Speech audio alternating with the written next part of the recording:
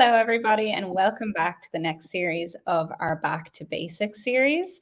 So this is a series that we have on Facebook where we strip back a subject and take it step by step. My name is Nancy and I'm a member of the Glasgow branch of the Royal College of Podiatry. So before we start and I introduce you to our expert speaker this afternoon, this evening, I'll just talk you through some of the exciting comment section ideas that we have for this evening. So like any Facebook Live, we've got our comment section, and just feel free to add in any questions or comments throughout the session. We'll be able to come back to them at the end and be able to chat through some of your questions and explore this topic a wee bit deeper. But as well as that, we also have a very exciting reason to use our comment section this evening. That is because we will have a draw at the end of our session today where if you just type and post hello in the comment section, you'll be in with a chance of winning a free copy of the awesome guide to MSK Anatomy by the Awesome Company. So just to be in with a chance of being involved in that, you just need to type in hello into their comment section. At the end of our session, we will then run a draw, and if your name comes up, we will supply you with that free copy of that awesome MSK anatomy knowledge that we have. Okay, so let's get into the topic. This month, we are joined again by Jai Saxelby. Jai is the newly appointed Ultrasound Project Officer for the Royal College of Podiatry. He is one of the representatives on the Consortium for the Accreditation of Sonographic Education, or CASE committee, where he also sits on their MSK review group.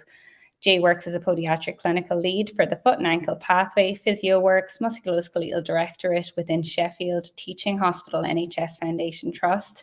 So Jai, as you can imagine, has extensive clinical and research knowledge within musculoskeletal care, having worked in this sphere for 32 years. So without further ado, I will pass you over to Jai, and Jai, you can start presenting if that's okay. Okay, can you see the slides okay? Yeah, we've got them there. Okay, so been asked to do an introduction to the what, why, and how of ultrasound imaging for podiatrists. So if we just start off with a little bit of background about me, I qualified in 1990 for what was then the Northern College of Podiatry, or the old Salford Tech, in the pre-degree days. So far too many years ago, and so qualified then, and then in the mid-90s, I had the pleasure of getting involved with a couple of clinical scientists in Sheffield, and we undertook a couple of studies on plantar fasciitis, and one of them was utilising ultrasound. One of the scientists, a guy called Dr. Chris Bygrave, he designed this unit called the PlanScan, which allows for taking weight-bearing measurements with ultrasound, and so at that point, that sort of opened my eyes to the sort of the applications to podiatric practice back then. And then I started doing a few BEMAS courses in the late 90s, early 2000s. And then we were successful with our first capital bid in around about 2002, 2003. And we got our first machine. And that was the time I then had my first run-in with a sonographer who pointed out a few home truths at that time about, okay, you're using this bit of equipment, but you actually, there's quite a lot you don't know. So went on to tell me, and actually sort of 19, 20 years later, we are still talking regularly.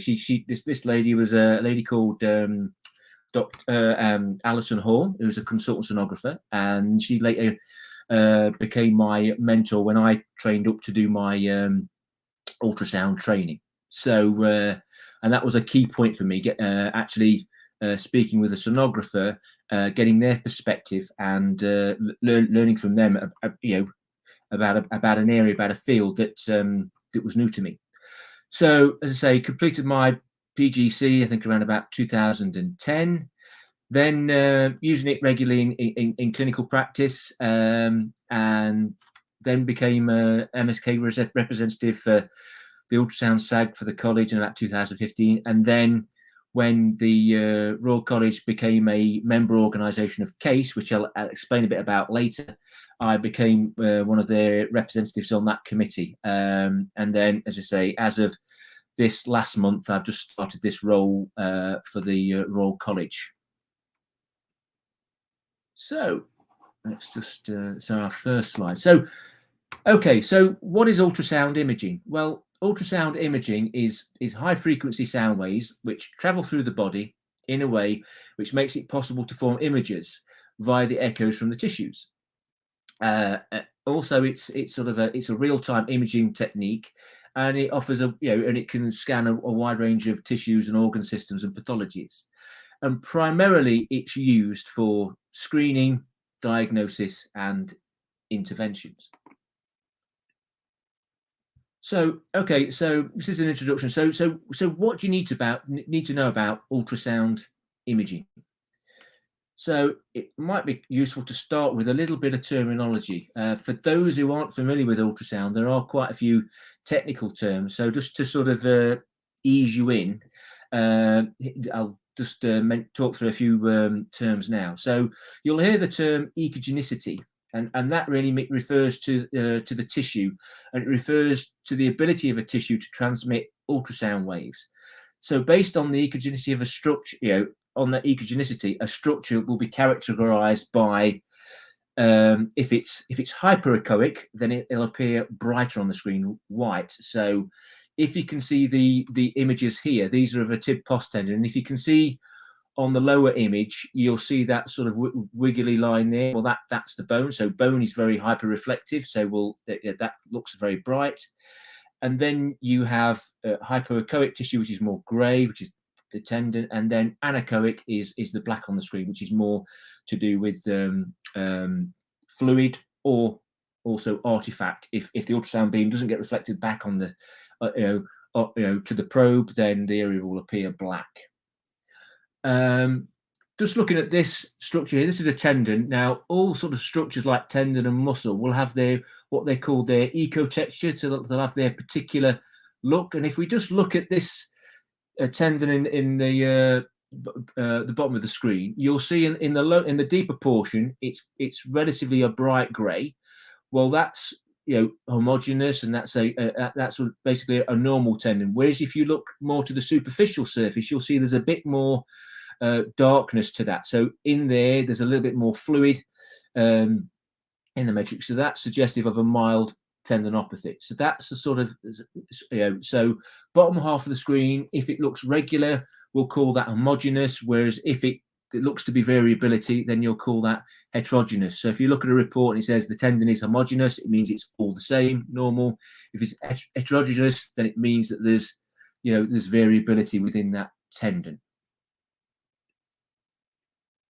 So, okay, so anatomical likeness. So we need to know about this. I mean, the images you see on ultrasound, and what the image you're seeing on the left is what we call a B mode image, and it looks very familiar, and it's immediately recognizable because the lucky person who wins the anatomy book later on will be able to look at the anatomy and see that this is a nice longitudinal cross section through the heel, and you'll see the plantar fascia and the fat pad, and you'll see that clearly replicates or looks similar to the cadaver image on the right of the screen. So it's great because it has that it's that familiar look. One of the terms that's actually used quite a lot for ultrasound is that it's the new stethoscope for the MSK clinician. The things with that, I mean, that's quite a bit of a hype, but there's a number of people in the ultrasound community that do express a little bit of concern with that sort of title or hype behind that strapline, because it can infer, and by looking at the image, it sort of infers that it's inexpensive, it's readily accessible, and it's pretty safe to use. So people can be tempted to sort of dabble without appropriate training, whereas the reality is that this modality is very operator dependent. It does boil down. It basically is down to that the person undertaking the scan to interrogate the image and to report on that image. So my words would be, in the words of Public Enemy, would be don't believe the hype. Again, it's it looks great, it is great, but again, we have to, there's a few words of caution. So, which brings me to the next slide, which is, so all that is seen is not always real. So, as I say, it looks familiar, and if you're looking for pathology, then, and you see it on the screen, then surely it's real.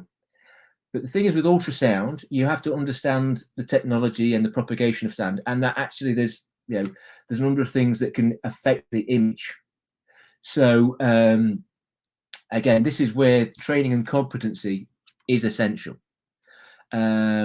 And so if you look here, so which is the real image, A or B? So we've got A, you can look at that, that tendon there, and you see that dark patch there, and you could look at that and think, oh, that's hyperechoic, that's suggestive of some degeneration within that tendon. But actually on the right of the screen, you'll see that dark patch is no longer there. Now, this is a common artifact. Again, another ultrasound word is anisotropy.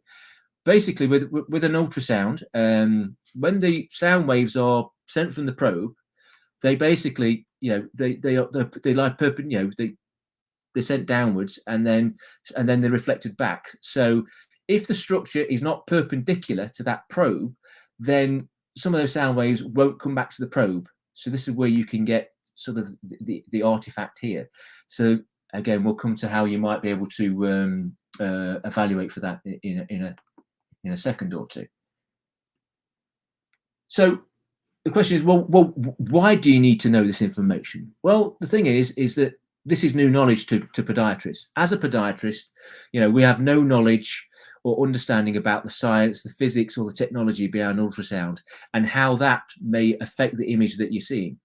So, I was fortunate when I first started out. I worked with basically a clinical scientist who actually built ultrasound machines. So I actually, from day one, got a lesson in the actual physics of ultrasound. I was quite fortunate in that respect. So I got early on, I got a very clear, different perspective on ultrasound, and that stuck with me ever since.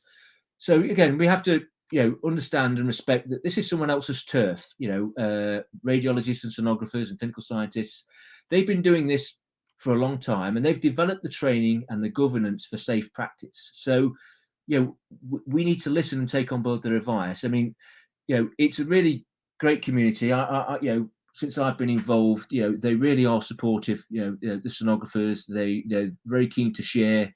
That's been my experience. So I think, I'm certainly very keen to reciprocate back to them in terms of respect and knowledge and understanding. So why is this important? Well, heaven forbid it ever happens.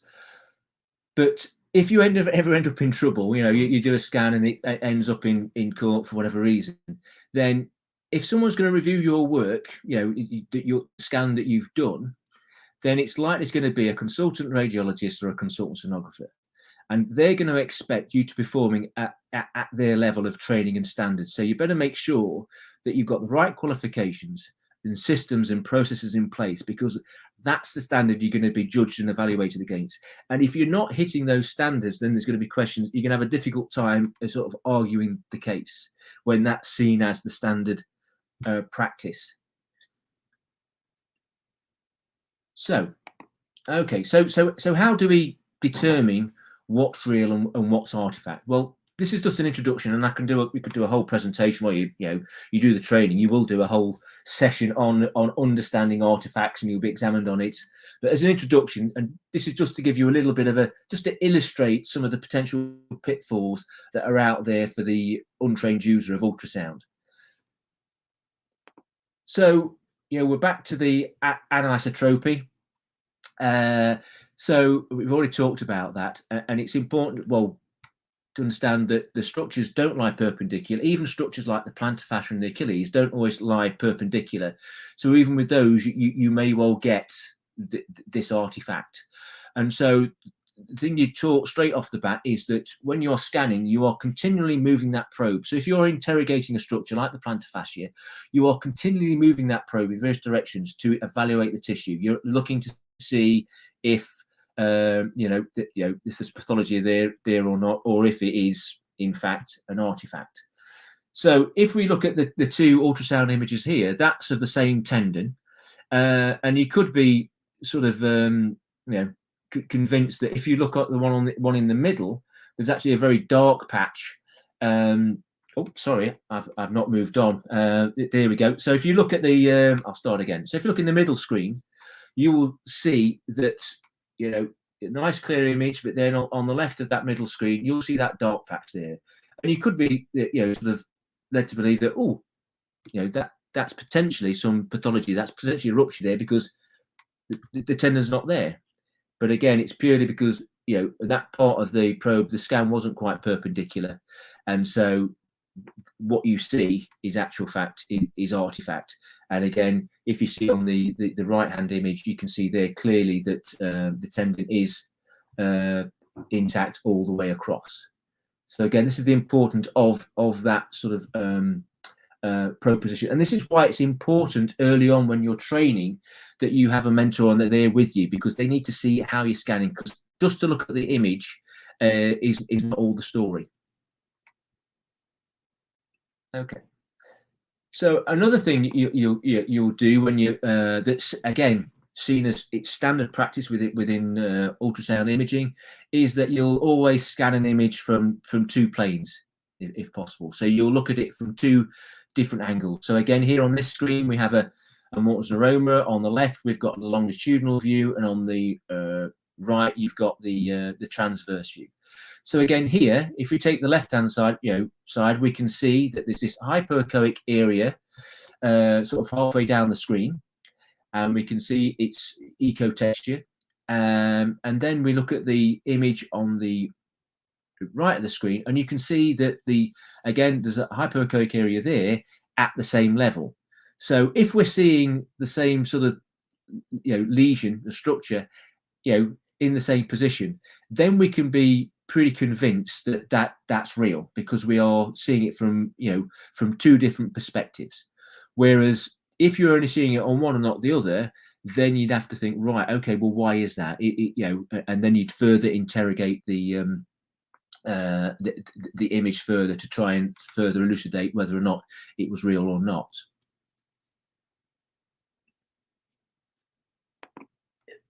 So how do you drive a machine? So ultrasound machines these days is that they are getting more and more fancy. They're getting cheaper, but the quality and the image quality is becoming greater and greater and greater. So it's becoming much and much easier to sort of pick it up and use it.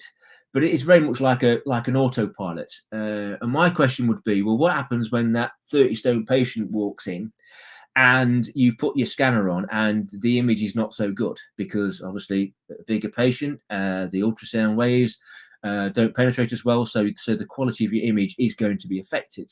So if you can drive that machine, you'll be able to optimize those machine settings in order to try and optimize your image and get as clear an image as you possibly can.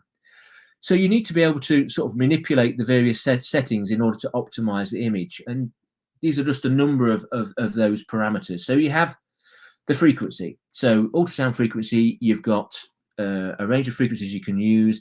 The lower the frequency, so typically in MSK you might go down to 5. You want to look at it, and then as high as maybe 15 or higher. At the lower end, basically with a low frequency, the sound waves are longer, and so the penetration is deeper, so you can visualize deeper structures. However, the offset is that the resolution of the image is affected. Whereas if you use a higher frequency, you get better resolution, but you don't get as much penetration, so you can't see as deep. So there's a trade-off there.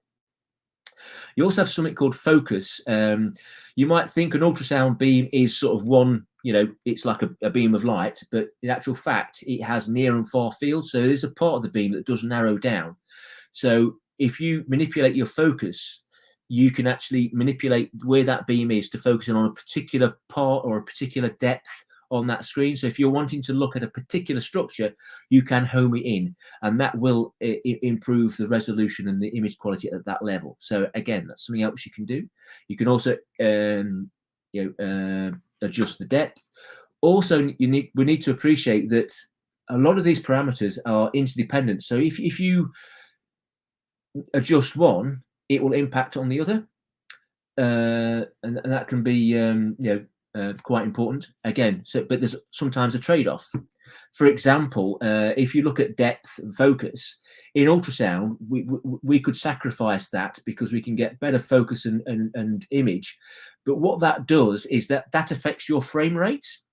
So the frame rate goes down. So, but as long as it stays above 16, it doesn't become too swimmy. Then you still get you actually doesn't matter to us because we're just interested in the quality of that image. We want to look at the detail on that image. Whereas someone who was scanning a heart valve, to them, they're wanting to see that valve open and close. So in that situation, they would want a higher frequency so they could see those two events happening. So in that instance, they would sacrifice the focus and the depth in order to get the frame rate. So you can see how understanding the physics and the technology of the machine allows you to drive the machine to do different things for you.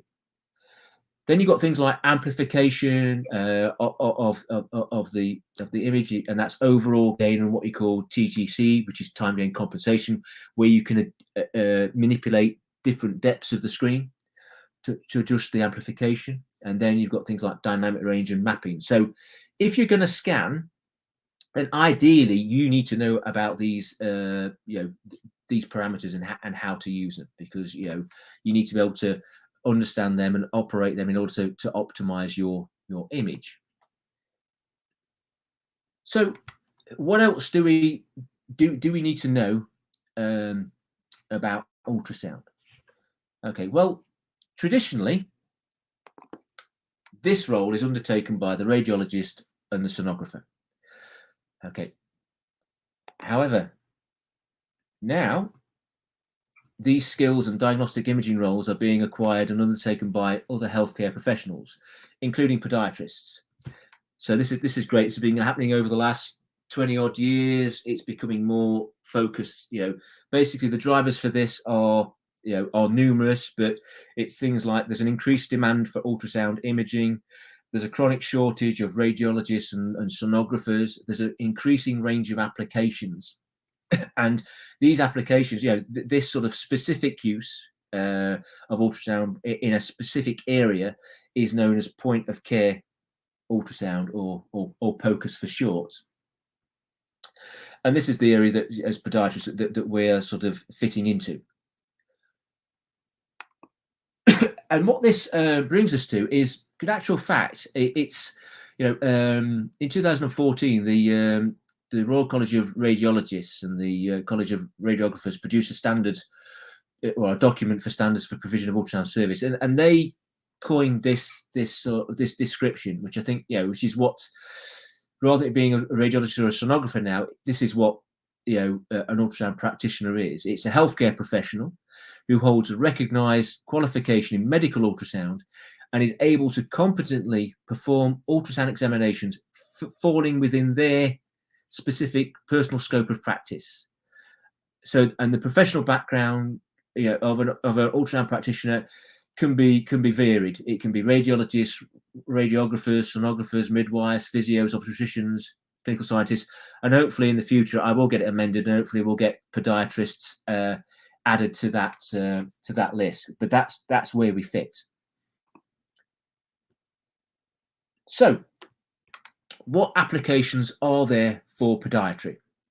Well, there's three main areas of pediatric practice where ultrasound can assist and extend scope of practice, and these are traditionally the areas where you might traditionally want to request an ultrasound investigation. So I suppose the most common area at the moment is MSK, and that will include being used by the podiatric surgeons in rheumatology and in sports podiatry, sports medicine.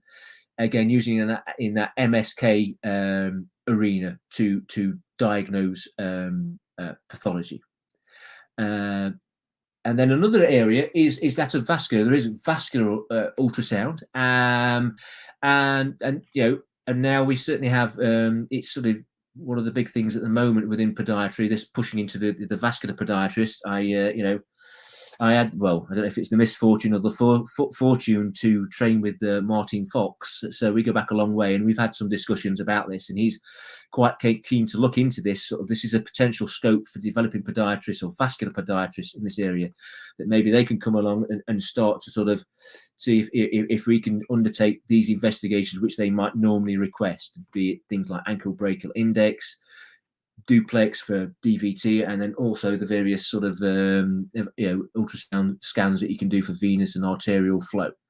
So that's certainly something that we can look into, and certainly with my links within case that I've got sort of contact to a number of vascular technologists and sonographers that work in the vascular area. So that would be an interesting area to look into and to develop.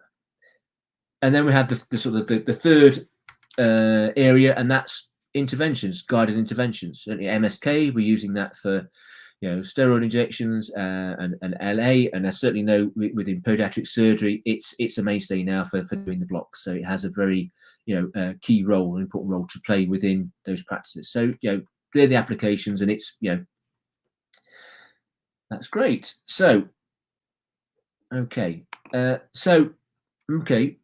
seen that it's a useful modality. We can see it's got sort of potential and applications. Okay, so but what are the regulations? Are there any regulations out there? And this is where it gets complicated and confusing, and probably why things are how they are, because sonography is not a protected title, and it's not even recognised as a statutory healthcare profession. So it's not protected. And also, there is no legal requirement to hold an ultrasound qualification in order to use ultrasound in the UK. Now, as far back as the 2009, the HCPC have sort of said it would be a good thing if you could regulate sonographers and it become a protected title, and that they would be quite happy to house this. But really, that decision lies with the government, and basically they've been hopping on about this since 2009 at least, and basically so far the government's sort of shown no interest in this happening. But there's there is quite a will for a push for that to happen. But in terms of the politics at the moment, I think that's sort of a long way off. So it's still quite a confusing, or it is a very confusing area. There's no but about it. But then what we can think about is, well, but we do have HCP standards. So the HCPC, regulates podiatrists, but it also regulates radiographers who work as sonographers and physiotherapists who use it, and also clinical scientists who use it in as vascular technologists.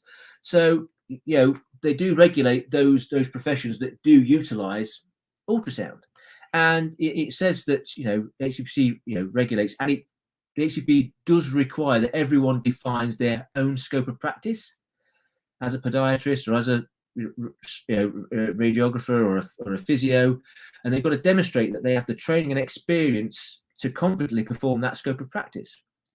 Thus, if a podiatrist is wanting to undertake ultrasound and add this to their scope of practice, to comply with those standards, you've got to show that you have the appropriate training and competencies to comply with those HCP standards. And I do hear this term, well, I'm an autonomous professional, so I can do this. Well, it's incumbent on an autonomous professional that you need to make an informed and reasoned decision about your practice to ensure that you meet those HCP standards that apply to you. And as I said, this is a confusing area, and the waters do get muddier, because we've just said that it's not regulated, you don't need a qualification. But then you've got the CQC, and the CQC, under them, ultrasound imaging is a regulated activity. So anyone using it needs to be CQC registered. Now, just to point out, the CQC just regulates England. So I know we've got colleagues this evening from Scotland and Northern Ireland. So those rules aren't the same, but there are I think equivalent organisations. But we have been some colleagues have been looking into this, and that's certainly one of my roles will be to see if we can get some further clarity on what their requirements and expectations are of anyone wanting to use ultrasound in practice.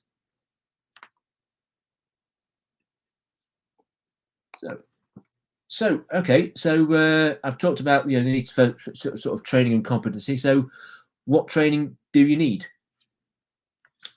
Well, the first thing we need to do is talk about CASE. What is CASE?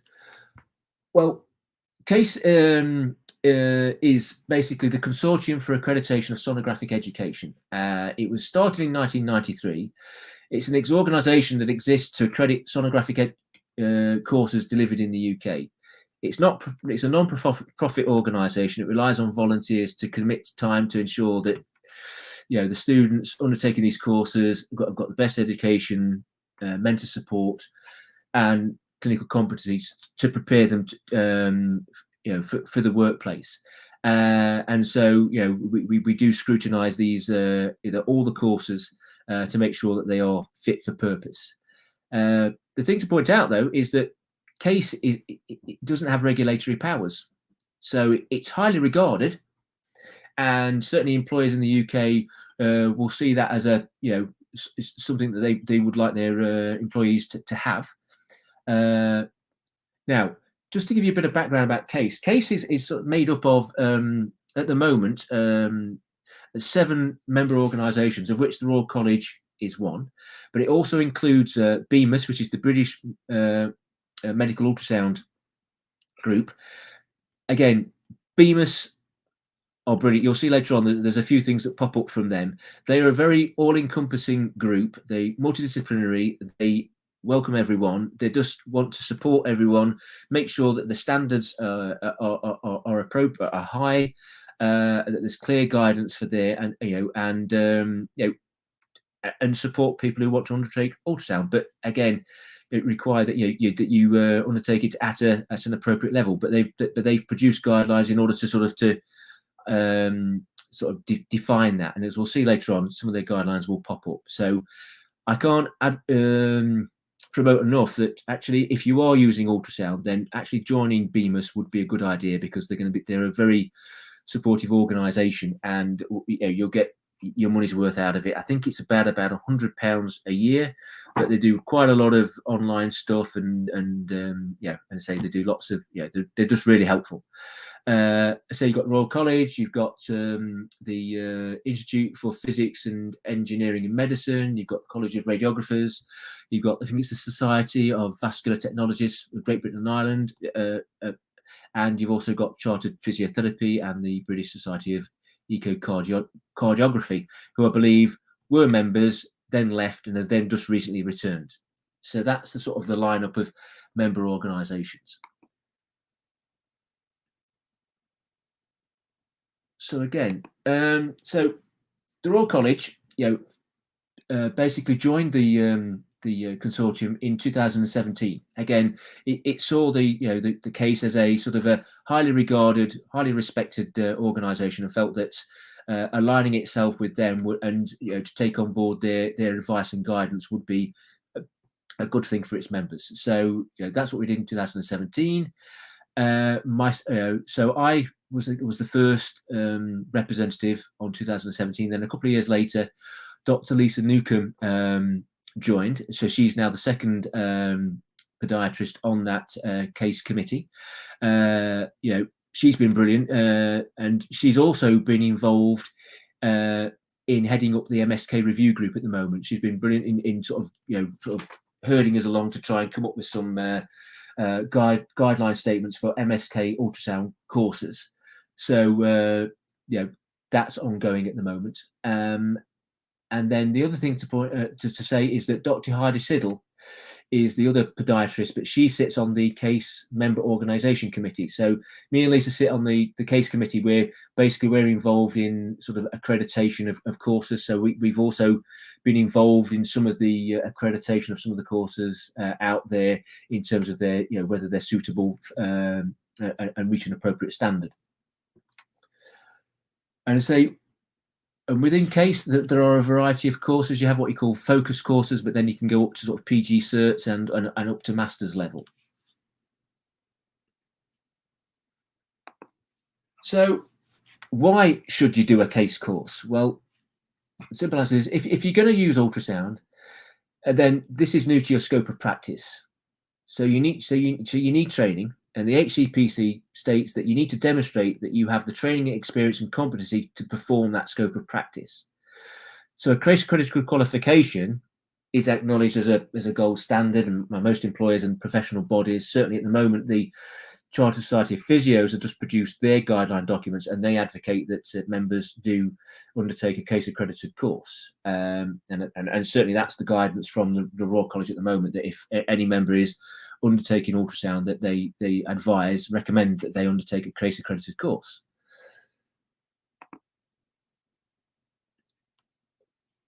So what does the training involve?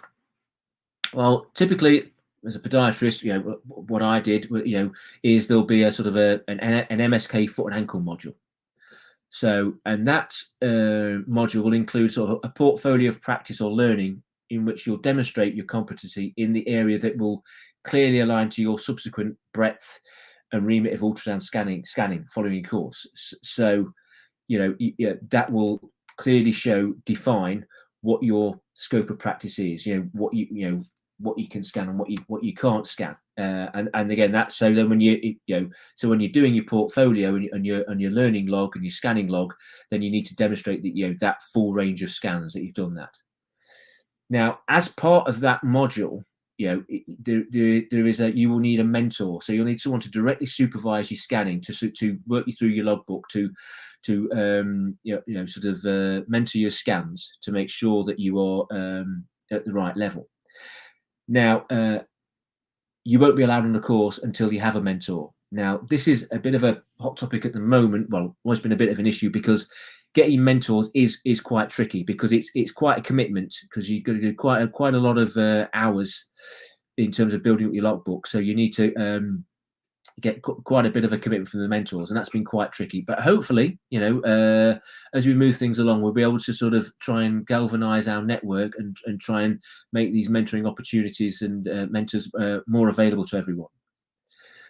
Now, in addition to that M-level module, where we're thinking now is to support that above scope of practice. There needs to be appropriate learning and assessment with regards to the professional issues, science and physics and technology. So that's basically another M-level module. So most of the higher education institutes that provide ultrasound courses will have a module such as that, and that's really the sort of the baseline. That's the sort of the core module with regards to understanding the physics and science and technology behind ultrasound scanning, and doing that will put you at the level of a sonographer. It gives you that appropriate depth of understanding about ultrasound to give you that that necessary depth of knowledge and competency, and then you then that fits with your your particular area of practice.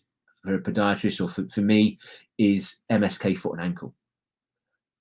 Okay, and basically the above information can be used to evidence your scope of practice. So when you finish, you'll have your documentation which clearly shows, this is my portfolio of learning, this is the area, this is my competent area of practice using ultrasound, and that can be used to demonstrate to HCPC that you've got the appropriate training and competence to undertake that part of your scope of practice.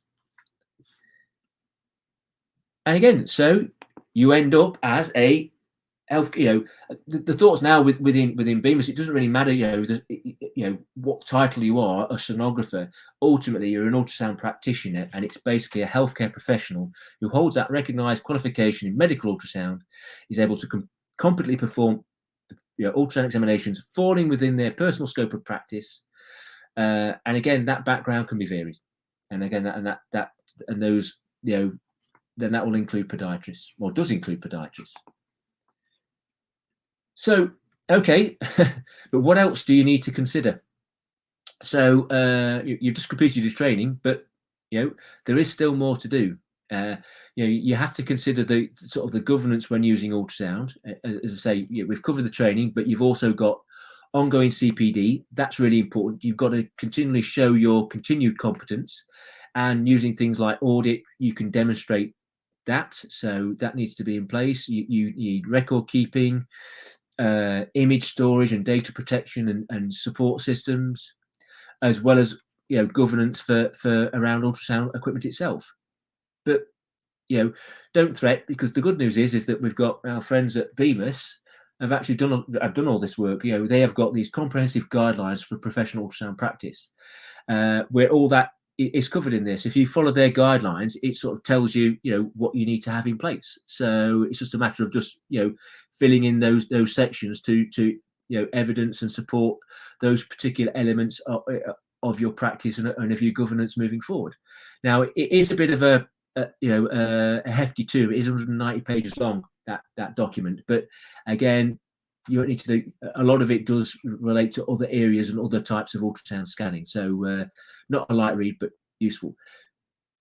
But then the other good thing that's coming up is that Bemis are also currently working on recommendations for specialists practicing ultrasound independent of radiology departments, with a focus on safety, governance, and education. So that's basically for professions like podiatry.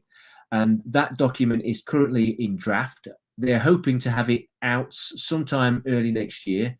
I have had a read of it, and so that's going to be very useful. It's going to be a very useful guide. I certainly will be using it with my practice to put the appropriate systems in place with regards to training, CPD, and audit. And it's certainly a much lighter read. I think it's about 15 to 20 pages. So, okay, nearly getting to the end. But obviously people are now going to ask questions about, well, what about ultrasound guided injections? Again, our friends at Bemis are currently working on a draft document for ultrasound guided injections. And again, I've been involved in that. I've certainly seen the draft document and also inputted to that draft document. So hopefully that's something that will be available, hopefully in the not too distant future, but it's being worked on. I think the thing to consider with ultrasound guided injections we need to think about is that there are 3 components to the training and competency required for guided injections. Now, as podiatrists, if you're working in musculoskeletal ultrasound and you're wanting to use ultrasound to guide your injections because you're already doing them, then you are going to have an appropriate injection therapy training and competency already in place. So that's already there. You've already got that skill and knowledge. You've also got administration of medicine. So we've either got POMs, or some podiatrists have got non-medical prescribing. Some will also work under a PGD. So those are also in place. But what podiatrists haven't got is the training and competency in ultrasound. You've got to have that sort of training and competency in ultrasound to be able to perform that element. Now, this might, whereas you can imagine, certainly with the, and this is going to be, I think, an opportunity for us to work closely with sonographers, because they're coming at this from the other way around. They have the ultrasound skills, but what they don't have is the appropriate injection therapy training. And they actually have quite a tough time getting supervision for that from radiologists and the like, because obviously they don't want them doing that kind of work. So that's potentially an opportunity for us in podiatry to sort of do a bit of back scratching, because if there's a sonographer out there that needs some injection training, we can offer that, and they can offer some mentoring with regards to injection therapy. So that's could potentially be quite a useful collaboration that we could have to help each other. As I say, just going back to the to ultrasound, it's not just as simple as just, I can do an injection, so I'm just going to stick the scanner on just to guide it because that'll improve my accuracy. The thing is, as soon as you pick up that scanner and you scan that image, particularly if it's a pathological structure, then you have effectively made a diagnosis. Because if it's a mortals neuroma, you pick the scanner up and you're injecting a pathology. So if that is not that pathology, then you've effectively you have made a diagnosis. I can think of a case a while ago now, just an illustration. I had a patient that had a plantar fibroma. I thought it had a plantar fibroma. Scanned it, but it had a atypical presentation. So I was a bit concerned about it because it wasn't a normal plantar fibroma. So I got a second opinion from one of the consultant radiologists, and then within 48 hours of that scan, that patient was on a sarcoma MDT meeting because they were concerned that it was a malignancy.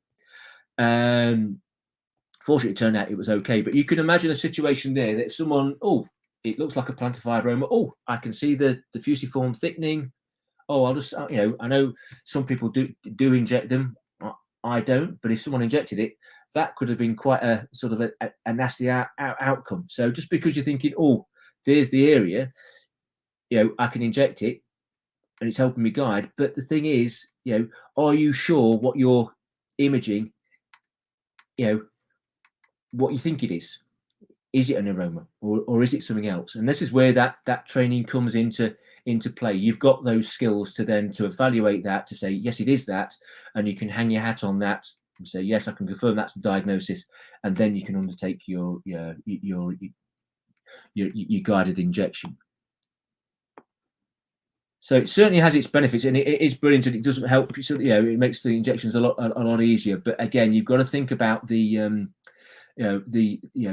you are scanning it. I mean, just think of the situations like here in Sheffield. If you pick up that scanner, what if you miss something or see something and you're not quite sure? I mean, because you do get it, we get it fairly regularly, where you make a request for an investigation and then you get an orange sticker where something else has been popped up. So what happens when you put that scanner on and you see something else, you don't know what it is, or you see something else but you don't recognize it, and then it's something nasty.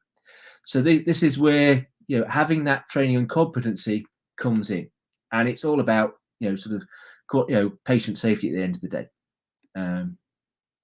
Okay. Oh, sorry, I've not been pressing my screen, have I? Right. So ultrasound guided injections. Sorry about that. Working off two screens. Right. Okay. So what's the Royal College's current position? So as I understand it at the moment, the Royal College ensures members to carry out ultrasound imaging as long as they've had the relevant training. So it recommends that members undertake a case accredited course and that they're working within CQC regulations if they're in England, which means that they are not using ultrasound in a non-CQC practice. Sort of members who are not solely working within NHS and provide this service need to consider registering with the CQC if they use ultrasound. And basically, a person not registering with the CQC does commit an offence. Although I say at the moment there's a bit of a grey area. So what's next? Well, as I say, I've just started the new role as the Ultrasound Project Officer. And it's we want to ensure that ultrasound is undertaken appropriately by podiatrists, so we can clearly define training and governance to underpin practice.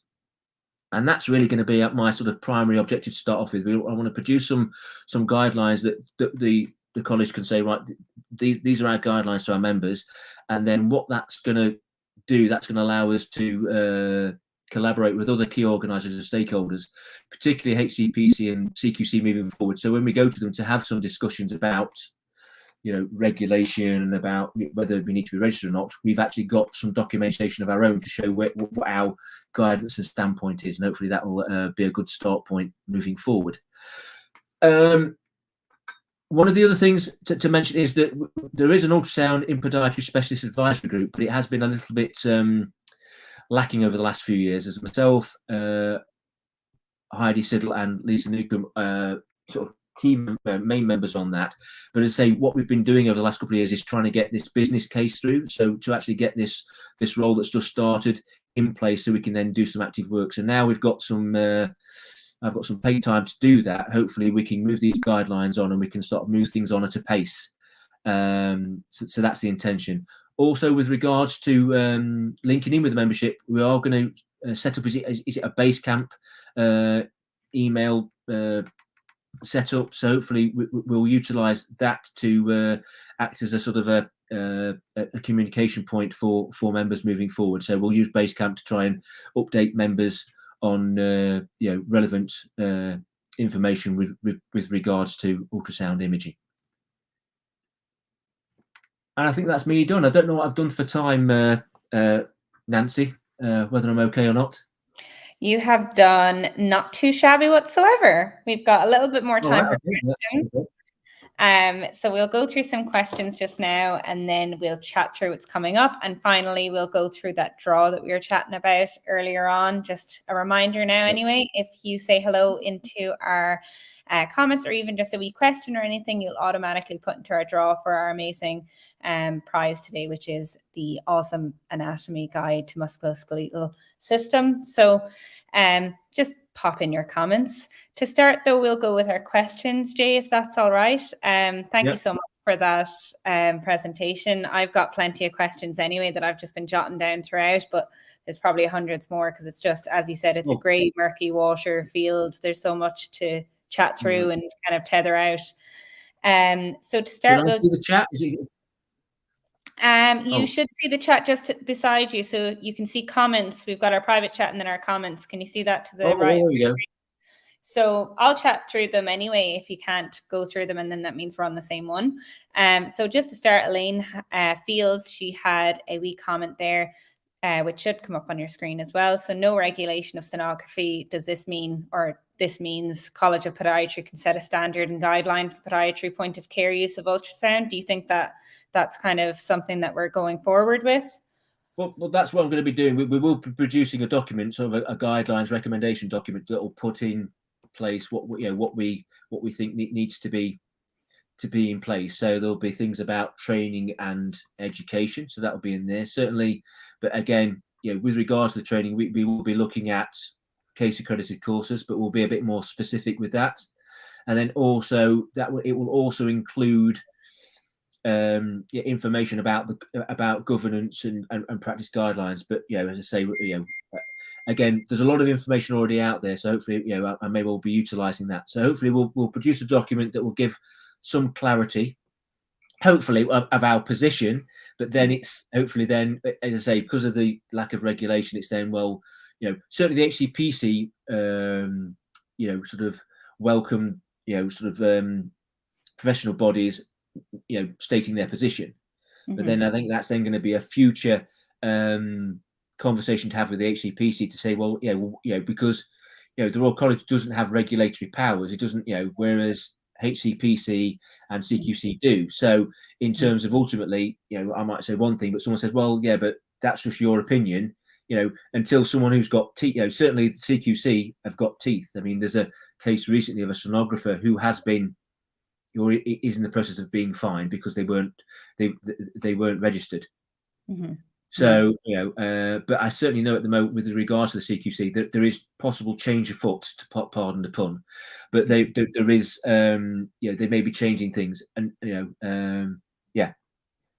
a bit more regulatory powers that are a bit specific to kind of point of care use of ultrasound then.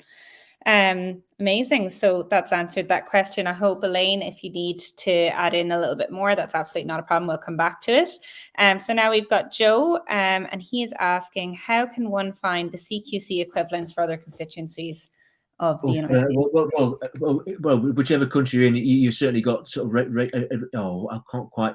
There are some. There's definitely Wales, Northern Ireland, Scotland. There are equivalent sort of, do you call them regulatory bodies or bodies that are there that have got some so you would contact them. And I know certainly some of the guys in Ireland are going to be looking into that.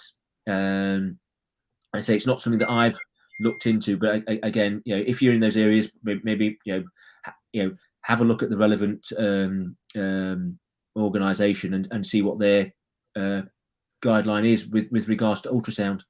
And just contacting the professional office. Yes. I don't know. Hopefully that will be a future thing for us to do to look at that. But in the meantime, if it's someone's an individual case, then probably best to contact them and actually see what they require. I mean, actually, Lisa Newcombe would be a good one to ask. I think because obviously Scotland, she's got a bit more of a handle on that. She could probably answer that a lot better than I can. So, But I'll see if we can endeavour to try. I think moving forward, that'll probably be one of the things that we would feed back, hopefully as soon as we can, in terms of trying to give people a contact point, or in terms of, well, if you're in Scotland, this is where you need to look in terms of the regulation. And again, I'm not quite sure what those bodies require. Oh, here you go. I think Sean Shavage said in Northern Ireland, say we may need to register with the RQIA. So so we need to look at that, but it is slightly different. Well, even just contacting a Royal College of Podiatry professional officer just to get a little bit more advice on your specific area as well. But as you said, Lisa or someone might be able to pop that in to the comment section. If I find it after, I'll be able to put it in as well. That's just for Scotland. So now we're on to Mark. How does insurance work if you're studying a case accredited course, as you need to be scanning regularly? How does insurance? Well, if you're being supervised, mentored, then hopefully that would you're being covered on that. That's probably need to look at the detail on that with regards to. But the college sort of says, I need to look at this in a bit more. This is potentially going to be a can of worms, the indemnity insurance, in terms of because they've said previously, if you've got a case accredited course, then you're covered. If you haven't, then are you covered? I honestly, at the moment, I don't know. And then what happens whilst you're training? How does that coverage work? That's certainly something I'm going to have a look at. It's a bit of a grey area. But it is. It's welcome to ultrasound. It's all grey. So Mark, we've got a little bit of concerning regarding CQC registration being needed to perform ultrasound. Is this an offence? This would be very disappointing, as I'm someone that currently uses diagnostic ultrasound. Simple answer is yes. There is this, not grey area, because some people, say that that I'm not diagnosing. So because I'm not diagnosing, I don't need to use it. And that's been an argument being used by some professions. It is a bit of a semantic argument, because the bottom line is, let's take an example. Let's say you're assessing a forefoot pathology. And so you do your clinical assessment and you're thinking, I'm not quite sure if this is a mortal neuroma or is it a capsulitis, synovitis, a plantar plate injury. There's a few things here. So what you would normally do is that your clinical assessment isn't reliable enough to give you that precise answer. So in that instance, you would then say, well, I've got a reason, it's appropriate to request an ultrasound investigation to give me that definitive answer. So that's what you normally would do, wouldn't it? I get an investigation. So so that would come back and that would say it's a mortal neuroma or it's a synovitis or whatever. And then you would use that information to then inform your next stage of your practice, be that an injection or what have you. Now, if that diagnosis was wrong and that went pear-shaped, then the person who would be responsible would be the person that did the scan, not you, because you've acted in good faith in terms of requesting that scan and then thinking, well, that's the report, so I'm going to take that as gospel, as correct. Now the thing is that if you're doing the scan, you are diagnosing. You can't then hide back and say, it's augmenting because it's me, because your clinical assessment was insufficient to give you that definitive answer. So you went for that. So you can't then backtrack and say, it's all part of my practice. This is sort of what, in physio, certainly physiotherapists at the moment, they have an exemption with the CQC, and they are sort of quite, in their recent documentation, they make a clear separation between sonography and, when it's used as part of their clinic, they entwine it within their clinical practice. Now, this is the grey area at the moment because it's not been tested in terms of, the CQC. Basically the college has tried for 6 years to get a meeting with the CQC to try and discuss all this and struggled. Not got anywhere. And so it's very difficult. Numerous people have tried to contact and you get different answers. So CQC is quite a difficult organisation to get a clear answer of. But that's ultimately what we need. We need them to say, right, if you've got a podiatrist who's using it in clinic, is that diagnosing, and do you expect, or is it a bit like the physios that are exempt? So if that's the case, well, are you going to give them the exemption? But as I say, for 6 years, they've been ignoring those requests. So in my mind, it's very clear cut. If you're using an ultrasound scan, you are diagnosing. So you really need to, and it's regulated, so you need to do that. But as I say, it's right me saying that, but we ultimately need a definitive answer from the CQC, because they're the ones that have got the teeth. And I say at the moment there's not been a case to test that, but that's certainly something that we want to get a more definitive answer on, because it is concerning, because I know people are out there utilising it. That is a concern for me, because people need to be safe, and Okay.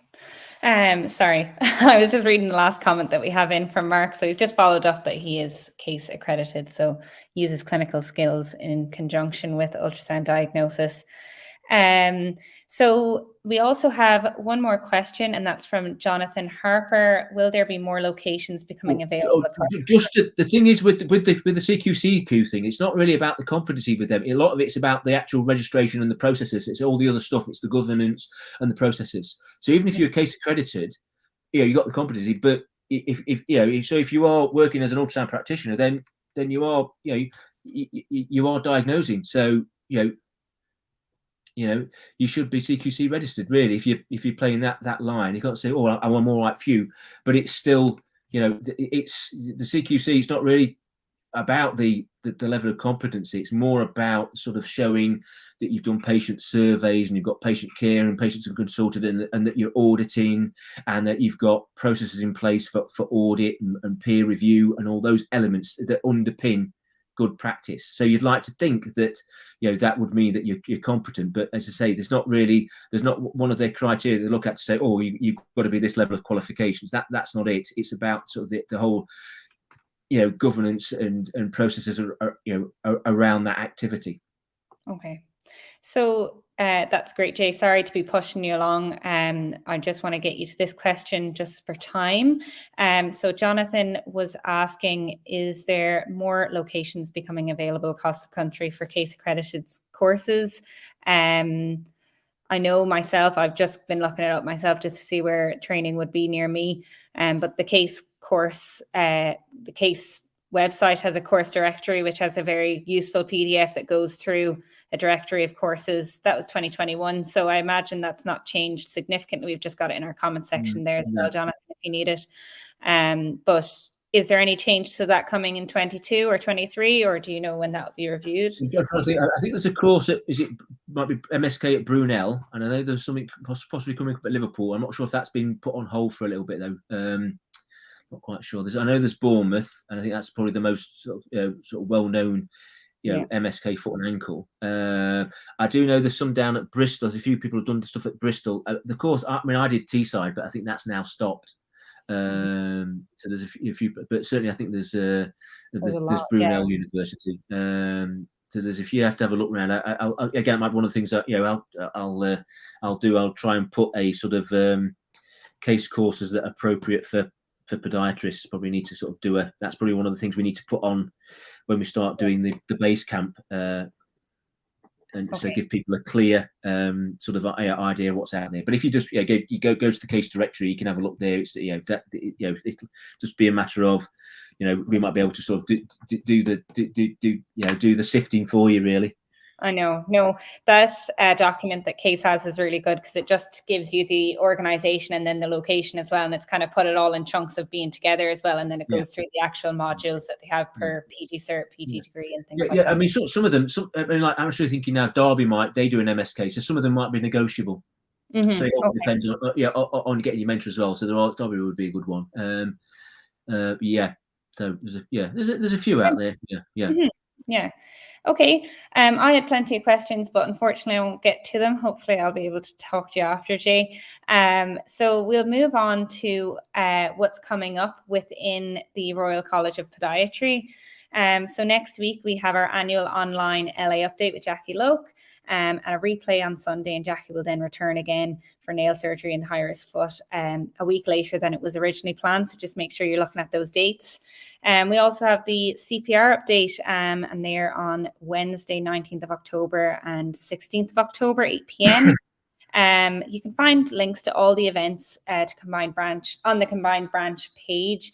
We also have our intro to orthotics with Liam McManus, and then that is on the 27th of October, I'm correct, at 8 p.m. We also have our Back to Basics surgery considering the high risk foot, and that's 9th of October. We also, furthermore, I think, Michael, if you want to move on the slide. Yeah, so Northern Ireland Podiatrist, just to give you a heads up. So we have the gala, Ruby Gala Ball, 12th of November at 7 p.m. And then the Glasgow branch, of course, we have our lovely football coming up and a charity auction. So Engine Works Glasgow, 18th of November at 6:30 p.m. And then finally, we have our online interbranch quiz. So that's the first Wednesday in December, and that will just be on the date that I think the new installments for Back to Basics would be. So instead of that, we'll be having our interbranch quiz that day, just to let you all know. So just a wee reminder, if you all want to put in your comments, make sure that you've said hello to us so that you can be entered in the draw. But we'll start that off now, I believe. If you want to load it down for me, Michael.